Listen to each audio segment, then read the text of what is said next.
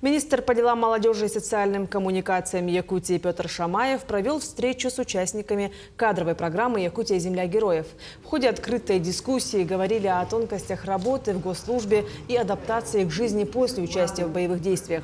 Встреча прошла в рамках 4-го очного модуля программы. Кадровая программа «Якутия – земля героев» призвана оказать комплексную поддержку участникам СВО.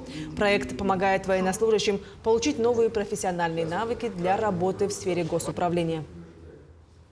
Есть свой опыт работы жизненный у наших ребят, но опять-таки вот по части работы в государственной службе это мы до них обязательно должны доносить.